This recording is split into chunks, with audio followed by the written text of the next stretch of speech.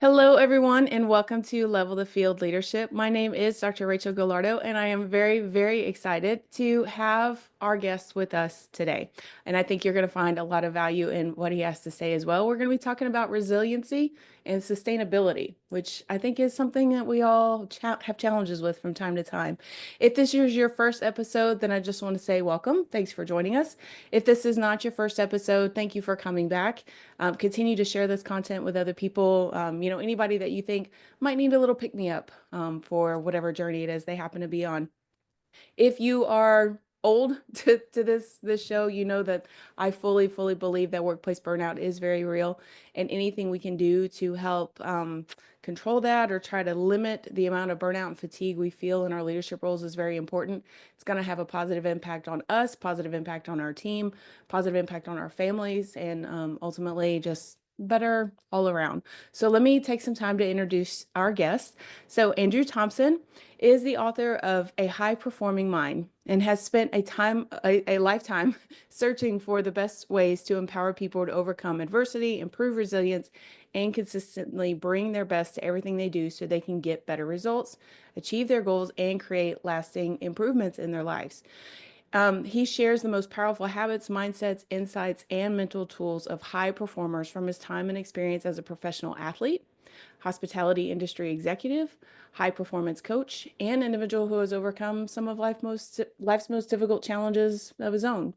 Andrew has been coaching and helping people of all ages and all walks of life, including elite athletes, high performers, and business leaders for over 25 years. He helps them improve focus and clarity and resilience, get past their setbacks and failures, overcome these challenging times, and really break through these barriers that can prevent people from living their best life. And again, as many of you know, if you're returning, you know I like to base each episode off of scripture. So today's scripture is based off of James 1 through 4, well, 1 4, not 1 through 4. Let perseverance finish its work so that you may be mature and complete, not lacking anything. Andrew, thank you so much for taking time out today to talk to us. Thank you, Rachel, for having me. It's a pleasure to be here. Yeah. So your book is all about resilience and overcoming adversity. And there are plenty of people listening right now who are going through some very, very challenging situations. So just right off the bat, what word of advice do you give to these individuals? I think that what's most important is to remember that it's a process, and at that beginning part of going through something really difficult and challenging, that you need to allow yourself to have those natural feelings that are going to come up, like frustration, discouragement, depression. Feeling upset is a completely normal part of the equation of going through something difficult. And the first step is to allow that. I went through something extremely difficult in 2016 where I nearly died. And, the first month or two or longer, perhaps, I went through this whole process of grieving for my situation, everything that I thought I had lost in my life and that I wasn't going to have anymore, and worried about my ability to sustain my family and, work and all those things. It was scary. So you're going to go through that at first, and you have to kind of accept that that's part of the process of, having a major setback in your life. And, key to being resilient is moving past that, not staying permanently in that position. So you've got to take the steps to move past that.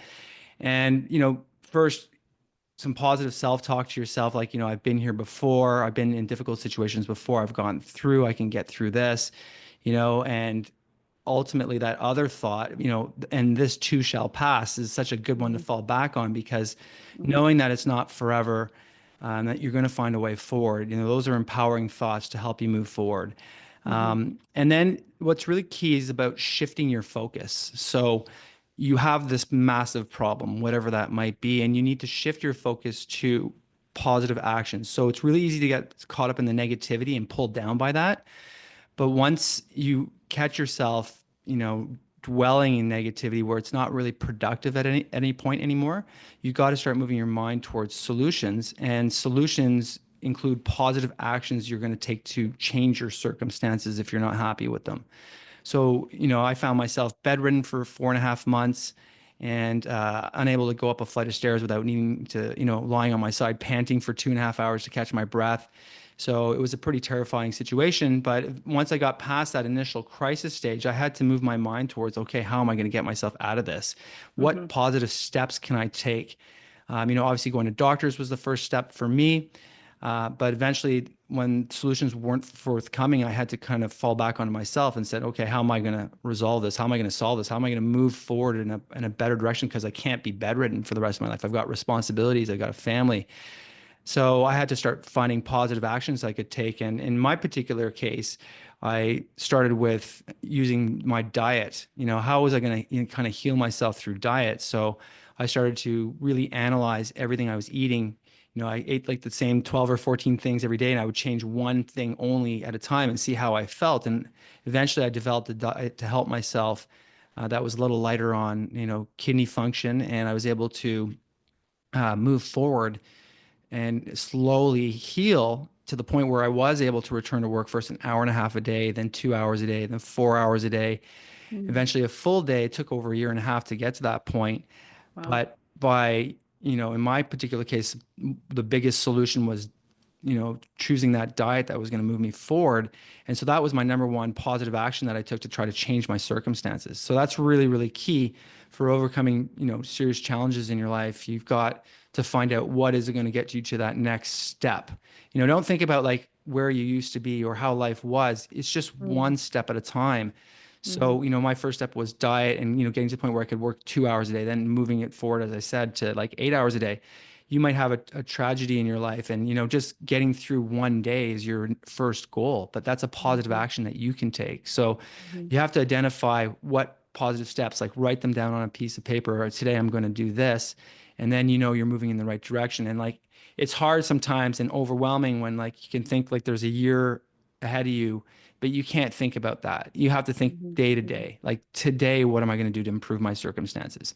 And Mhm. then the next Mhm. day, and just take it one step at a time and try to do a little bit every day to move yourself in that direction. But ultimately, the short Mhm. answer is you've got to shift your mind from that overwhelming negativity, as hard as that is, to some positive, constructive focus that moves you in a direction, because that's good emotionally, mentally, and obviously it makes you more resilient and gives you a good positive focus of, your ultimate goal of being healthy and happy again. Mhm. Mhm.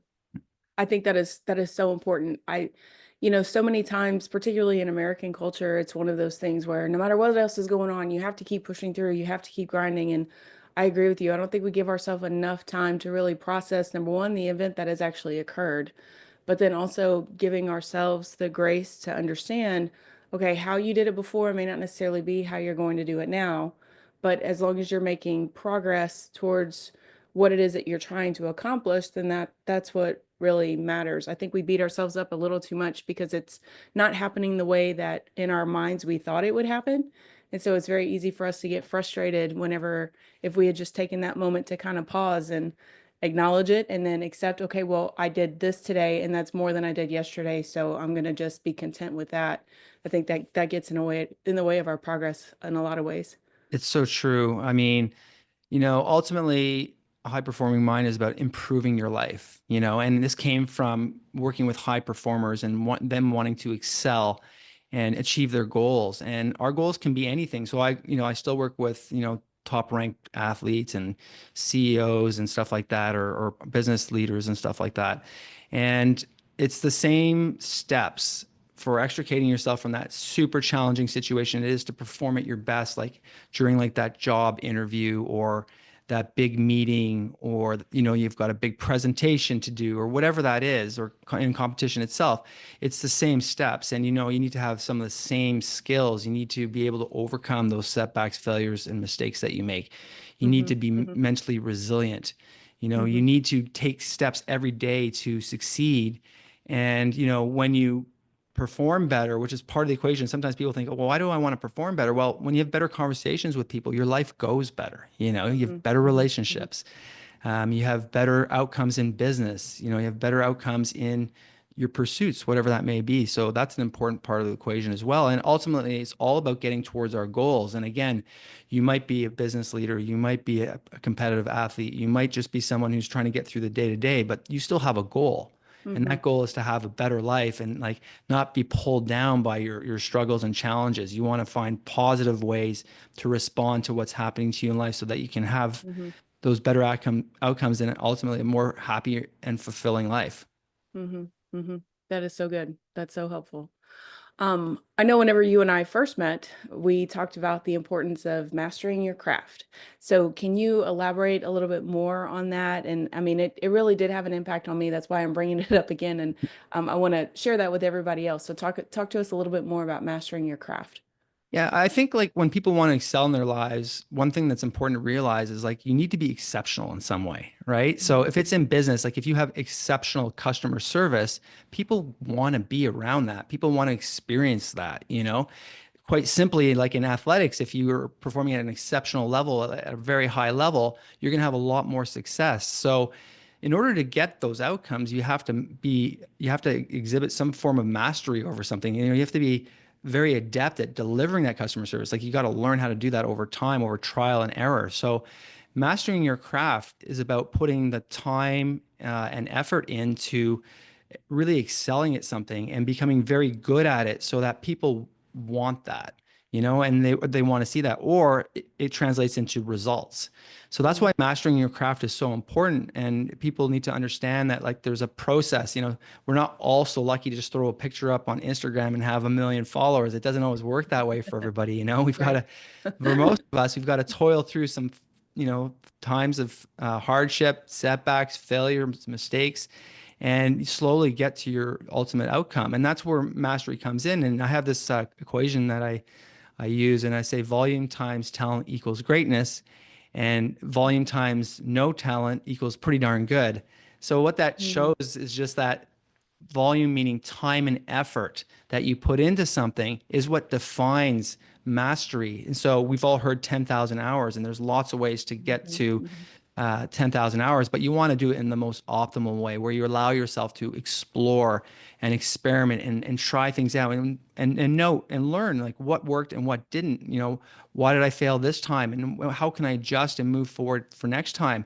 And that's where mastery comes in. Like, you know, I've been through that process of self mastery in different areas of my life. First, as an athlete, like I wanted to get to a certain level, you know, world ranking and stuff like that. And so I had to learn.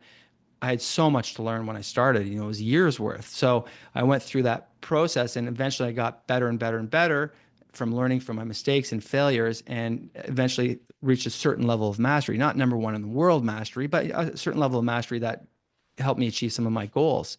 Mhm. So that's why it's so important. And if you look in business and leadership, you know, what defines and distinguishes your company is exceptional in some way. You know, you look at like, why does everybody want a BMW? Well, status is probably part of it, but quality and workmanship is probably part of it as well.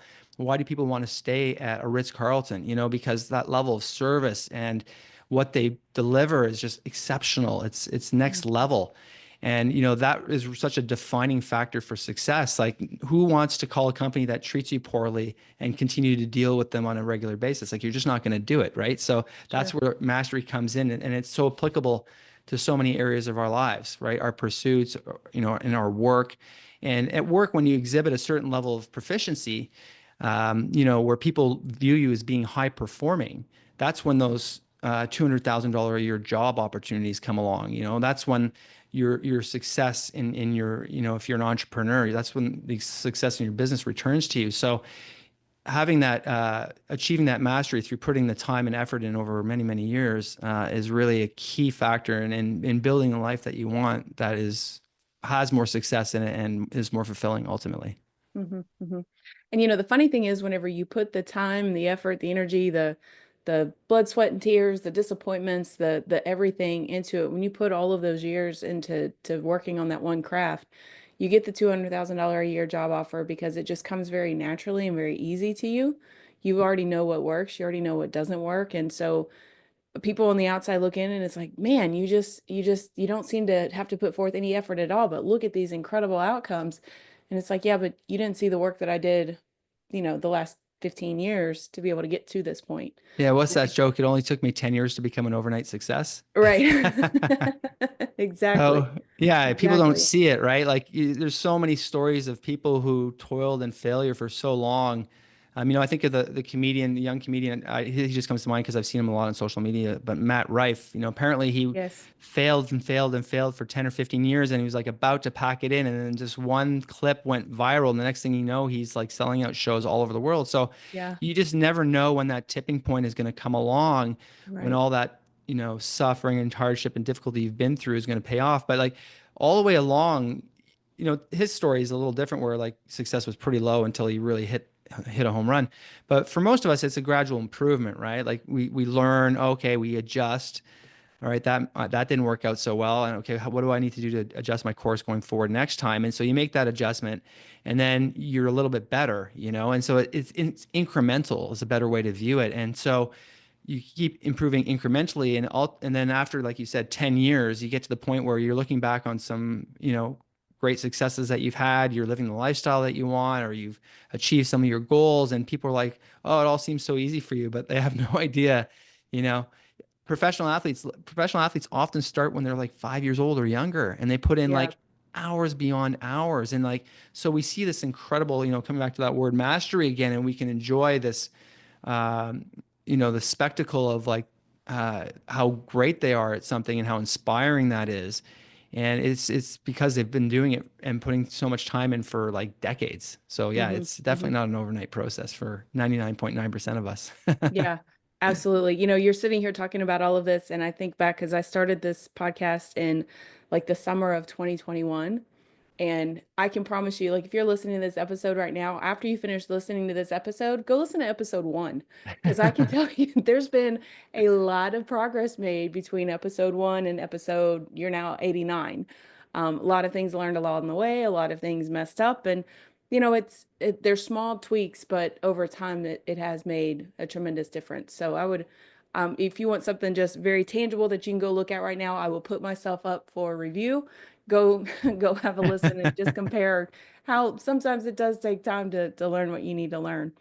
Um, so there are some people that are thinking because, really want to try to motivate people from a workplace standpoint and to really, use any information we talk about in each of these episodes as like tools that they can use if they're going through something difficult within their working environment. And there might be somebody, which by the way, remember, you don't need a title to be a leader. I have to say that nearly every episode because I believe it down to my soul. But somebody might be thinking, okay, I know how to overcome adversity, but how do I keep my team motivated? So based on your, background and your experience, what recommendations do you have for somebody that is in a leadership role, is responsible for keeping other people on their team motivated? What words do you give them to keep their team moving forward during adversity?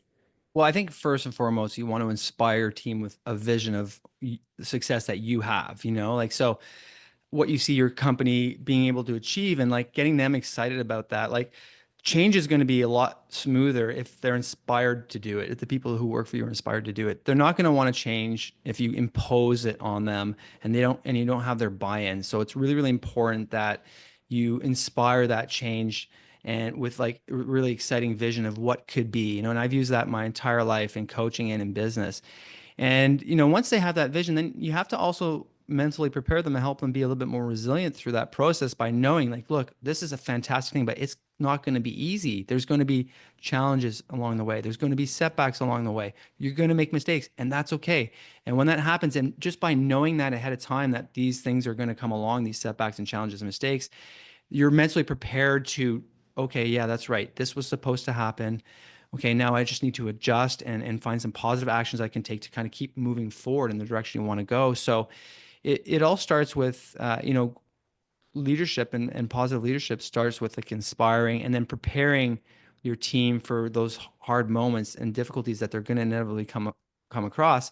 And then when they do, be in there to remind them, hey, this is that moment we talked about, like we just got to get through this. And Hmm. and once we Hmm. do, we're going to be in a better place. So, and that's really key for keeping people.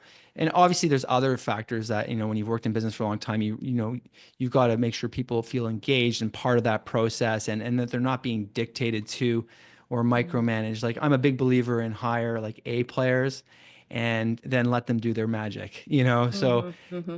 as a leader in my career, I had to learn not to micromanage people, but it was way easier to do that when I had A players on my team. When I had a bunch of B players or C players, then you tend to micromanage because you've got these standards that they're just not mentally prepared to meet. So Sure. having A players, they naturally want to perform at their best. And I mean, so I take a lot of time in the hiring process to make sure that I get the right people, because I just recognize that it's going to be way more painful if I rush that and have somebody who's not going to be able to do it over the long term.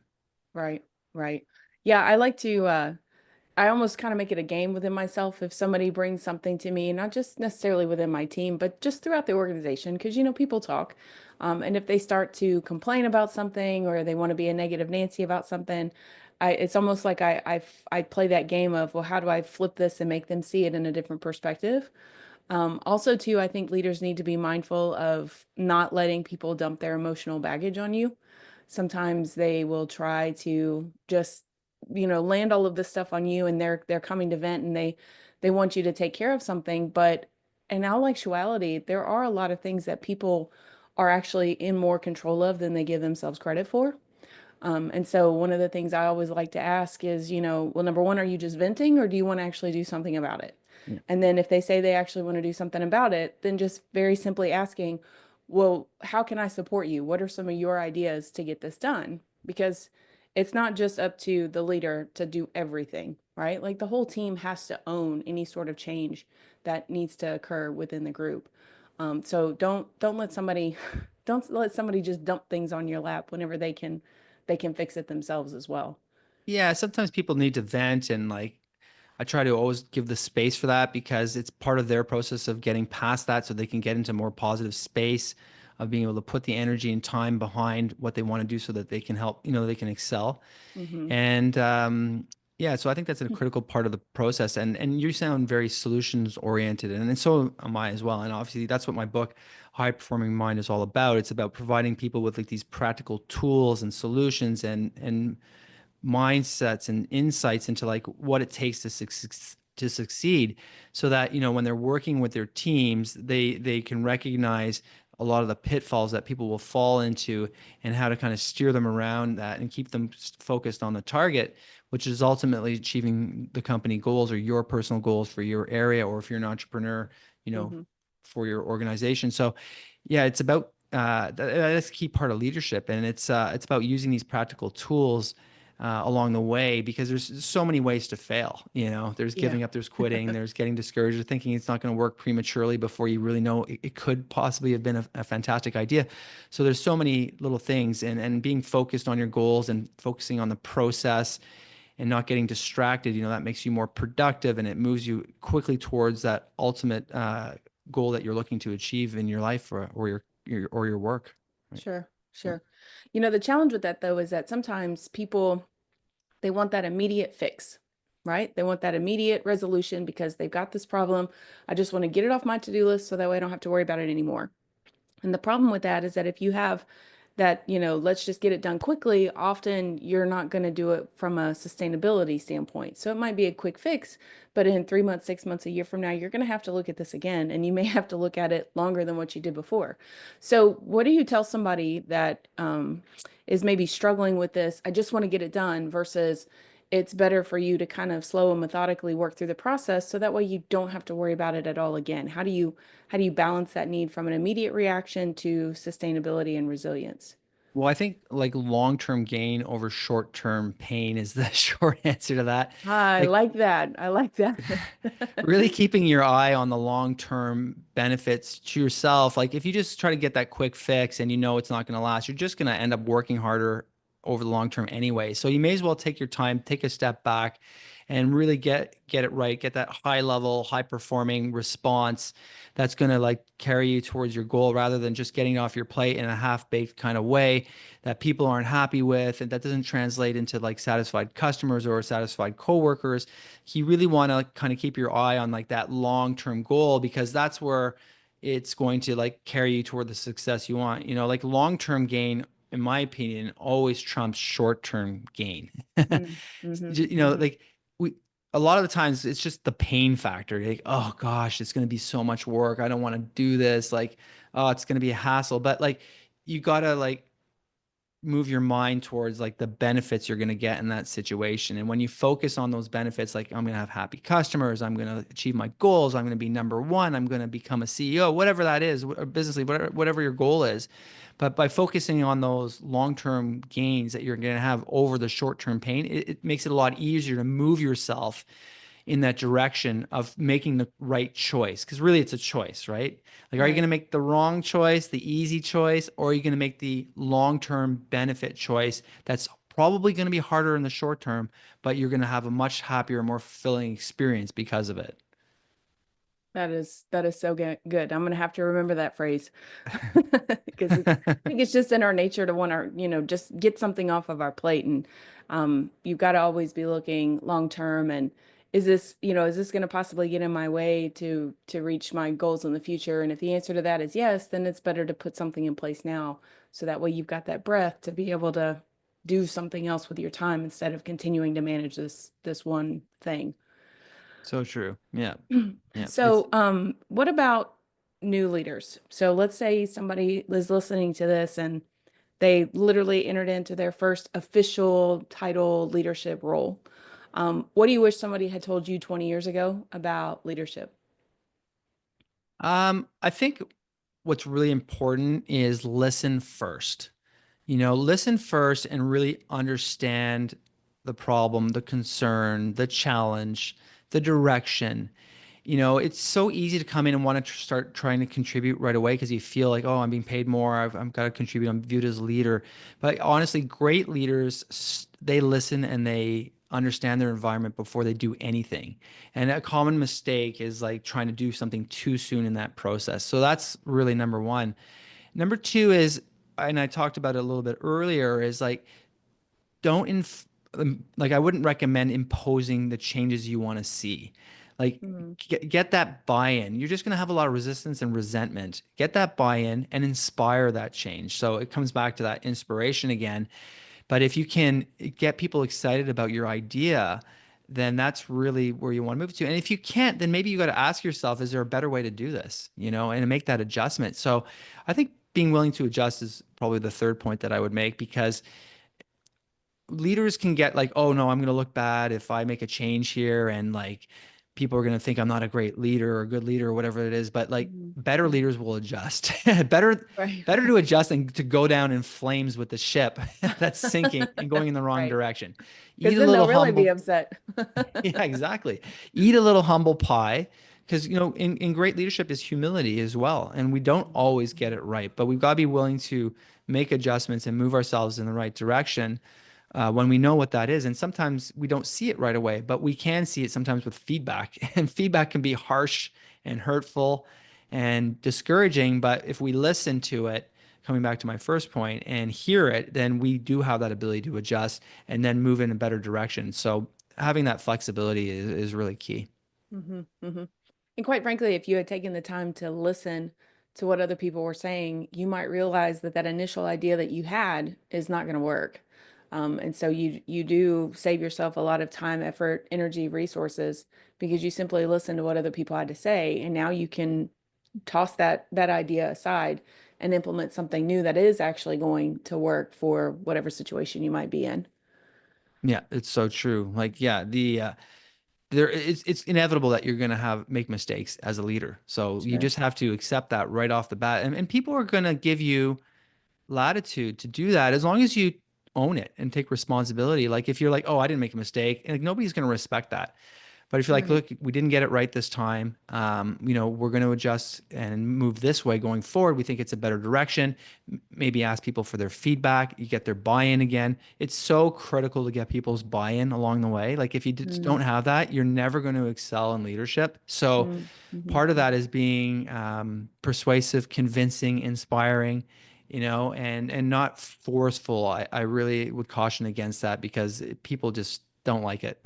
Yeah. And they're not going Yeah, to want to follow for you. sure. And if they don't like you or don't like the things you're doing, they're not going to want to follow you. And then you're not going to really succeed as a leader. Right, right. That might work for a short period of time, but eventually people are going to walk away. They're not going to stay for that, for sure. Exactly. Yeah. So true. Um, well, we're kind of at the point in the episode where I like to turn it over to the guests. and give you what I call the shameless plug. So for the next couple of minutes, if there's anything you want to talk about, if you've got any like book deals or signings that are coming up or speaking engagements, anything like that that you want to talk about, now's your Yeah. opportunity.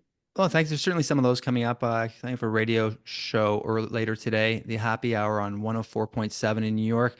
But ultimately, for me, it's about a high performing mind, the book that I've recently written. Because I feel like it can be really helpful to people, whether they are trying to be the top level leader in their organization or excel as an entrepreneur and have their business really go the places they want to see it go, or if you're an athlete or and you want to be top at your sport or whatever it is, or again, it's like where we started at the beginning of this, you're just going through something really challenging. These principles apply. It's about getting to where you want to go to and using your mind in a positive and constructive direction to get there. So if you do that and you have the mental fortitude to succeed, then you will get there. And so what the book is all about is about strengthening your mind so that you can be resilient and that you have the willpower to put a little effort in on a daily basis so that you're working towards your goals. And we talked a little bit about mastery. That's a key ingredient along the way. How are you exceptional? How are you serving people in a way that they really value? And then getting past things like your fear and your worries and the anxiety that can come along when it feels like you're not succeeding, like all that's part of the process to ultimately achieving your goals. And when you achieve your goals, that's when you feel happier about who you are and how your life is going. And you really get to enjoy yourself at that point. So that's what the book is all about. And I love talking about leadership. I've worked for over 20 years in leadership positions in the hospitality industry. And anybody who's listening who's trying to excel in leadership, it comes down to you to start. So that's why you want to be performing at your best, because when you perform at your best, then you get better results. And when you get better results, you get more successes. And those successes lead to your goals and that life you want to live. So that's why a book like A High Performing Mind is important for people who are trying to excel and achieve those things that they want in their lives, because it really helps you understand the tools and the mindsets and the habits you need to build in order to get there. And the whole book basically comes from having worked with initially athletes and then business leaders, in my career in the hospitality industry, and also going through that, life crisis, health crisis where, I nearly Mhm. died in 2016. It was, I drew heavily on those lessons that I had in those other areas of my life to get me through it. So, and that's what really inspired me to write the book in its current form, is that all those experiences combined made me realize like, this can be helpful to people because they could be in any of those positions. They could be struggling to get through something challenging in their lives, or they could be trying to excel. And like, I love those topics. Like, I'm so passionate about them. So like, that's why I wanted to share that message with the world pretty much. So that's the reason for the High Performing Mind was ever written. And if you're interested in checking out, you're curious about it, you can definitely go to my website at www.andrewdthompson.com. And the book's called A High Performing Mind. I have a free sample there so you can read a couple chapters, see if it kind of connects to you, connects to the way you think and inspires you at all. And if it does, then yeah, you can go from there. And I should also mention, if you want to hear a little bit more about some of these ideas, I've done a number of podcasts and there's a number of clips on my YouTube channel as well. So if you look up Andrew D. Thompson there as well, you'll definitely find a lot of resources. Awesome. Thank you so much. And I'm going to include all of the links to, in the show notes and things like that. So if you're listening to this, wherever you happen to be listening, whatever platform, you should be able to just click on that information there in the show notes to be able to access the website and such directly. And if you are not connected with him, I strongly encourage you to do so. He really and truly does have a wealth of knowledge and hopefully just helps you stay stronger, mentally, physically, spiritually, emotionally, and can really support you kind of come along that journey of supporting you and your team to meet whatever organizational goals that you're working on. So, Andrew, thank you very much for that information. Thanks so much, Rachel. It was a pleasure to be here today. Yeah. So if you liked what you heard, hit the subscribe button to receive new content. Feel free to share this episode with someone you think who could benefit from this information. When you share the episode, tag me so I can support them, tag Andrew so he can support them. Feel free to follow me on all of the socials. Again, all of that information will be in the show notes. And remember, you are made to be a leader right where you are, wherever you're leading. the things we talked about today can help develop the roots of your leadership so you can weather any storm. Take care of yourself, take care of your team. You can 1000% do this. And until next time.